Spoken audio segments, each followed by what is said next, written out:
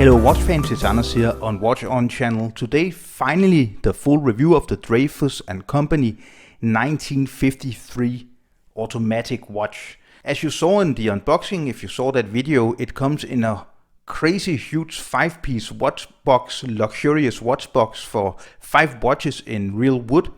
And when I looked around for watches, I like to really just browse around on the internet to find new watch brands and interesting watches, and I'm always looking for a nice bargain. I really fell upon this Dreyfuss Co 1953. I got this watch at around $400 which I found was a really nice deal. So I have worn this watch to Spain and I worn it here in Denmark, and I have really tried and tested this watch, and I have some really positive things to say about this watch, but also 2 big negatives. And the big negatives I will get into in a few minutes, but they are actually the reason why I have already sold this watch. So this watch is going to another country. I enjoyed the watch as long as I had it, but the 2 big gripes are really just a deal breaker for me with this watch. So just shortly about the company, they apparently were a Swiss company in the 1800s. And as we know, a lot of Swiss companies, they died along the way, and especially during the quartz crisis in the 60s and 70s, they really just died because they couldn't compete with the quartz watches from Seiko and Japan. But as far as I know, they revived the brand. Some people bought up the brand and they revived the brand, and now they do both automatic and quartz watches, and they do 2 very interesting automatic watches, the 1953 and also a pilot's watch, which look really cool. And I'm considering trying to find one of these pilot's watches because it looks extremely cool and the specifications are really good with this watch. So let's have the dimensions.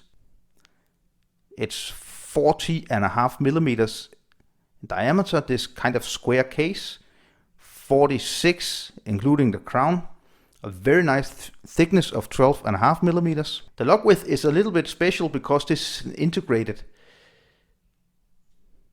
rubber strap, but approximately 26 actually, which is quite big. But it's integrated. You can get it both on a leather strap, on a rubber strap, and on a very nice looking steel bracelet. I got it on the rubber strap, and it's a high quality rubber strap in my opinion. So from lock to lock, approximately 47 millimeters. So very nice dimensions. Let's just talk about the elephant in the room. This is very Gerald Genta inspired. It's definitely inspired, especially from his work with the IWC Ingenieur.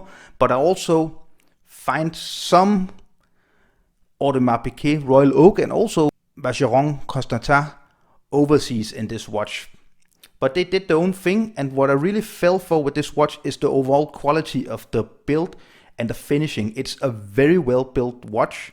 So you have the down part of the case, which is very beautifully brushed. Then you have the applied upper case here with the bezel, and the leather part here, which is fully polished with screws. It looks really nice. And then you have this domed sapphire crystal. The dial is very nicely made. Just look at how thick the applied numerals are. Very nice handset and very tastefully dark blue color and tastefully printing. So Dreyfuss Co up here at 12 o'clock. And let me just unscrew the screw down crown. This is a 70 meter water resistant watch. It's not 100 or 50 or 200, it's 70 meters, which is also kind of a disappointment. As this is kind of a sports watch, but on the other hand, 70 meters is quite okay with a screw-down crown. It should be able to hold up if you jump in the pool with this watch. So nice applied Richard Dreyfuss cross, Dreyfuss Co, and there you have the printing. Handmade in Switzerland, automatic, Swiss made down here at 3 o'clock, a date window, black on white. Very nice pin or needle second hand, and very nice Loom-filled baton, hour and minute markings. And again, just look at how thick the applied hour markings are. They're really good, and the loom is really nice on this watch. And let's just look at it now. So Superluminova, Swiss Superluminova applied to this watch. It looks really great. And this being somewhat a hybrid between a dress watch and or sports watch, I think it does a really nice job with the Loom. It's also a very legible watch. It's very easy to read the time, but one thing makes this watch very illegible. And let me just show you in a few minutes. So all in all, a really nicely built watch with a signed crown, see-through caseback, sapphire crystal on both sides. This is a Sellita SW200 movement, which they actually did something with because they applied their own rotor. I don't think they regulate it, and that's one of my problems. I will also get into that problem just in a few seconds. Sapphire crystal, all of that, very nice. The rubber strap is absolutely amazing. It's super soft, it's really well made, and it gives the ability for your wrist to breathe inside of here. Very nice clasp, which is also custom made for Dreyfuss Co, and the name printed here on the holder. It comes in this blue, in a white, in a black, and in a white with gilded hands and hour markings, and as I said, on leather strap, rubber strap, or steel bracelet. So all in all, in my opinion, a very compelling package. You get a lot of watch for the money. You can find these watches at around $350 to $400 and upwards. It retails at around $1,200 but I don't think anybody has ever bought this watch at retail price. You should get it around $400 or $500, which is a nice price for a watch like this. So it also really looks good on my 18 centimeter wrist. As you can see, it fits me well. It wears a little bit big because of the locks, but it's still a very wearable watch and a nice kind of sporty, still dressy combination, I think, in my opinion. So what really made me sell this watch? Why don't I want to keep this watch? Well, first of all, there's absolutely no anti-reflective coating on the crystal, and that's a huge problem. Just look at the pictures right now on the video right now. This is from Spain with a really strong sun. It's absolutely not possible to read the time because the anti-reflective coating is completely absent, and I think that's just a big problem. They did so many things so well with this Dreyfuss & Company 1953 watch, but forgetting to apply anti-reflective coating to the sapphire crystal is just a sin, in my opinion.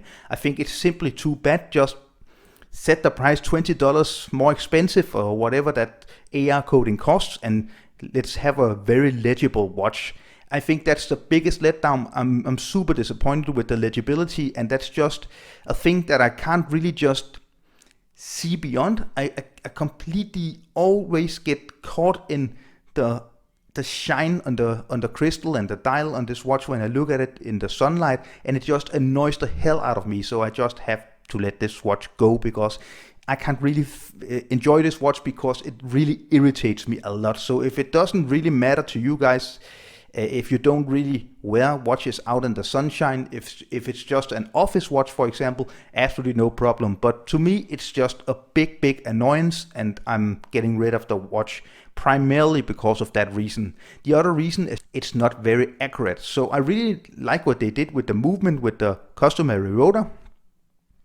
It's a Sellita SW200 movement. I had tried this movement a ton of times in different watches, and I have never had a example of this Sellita SW200 movement as inaccurate as this one.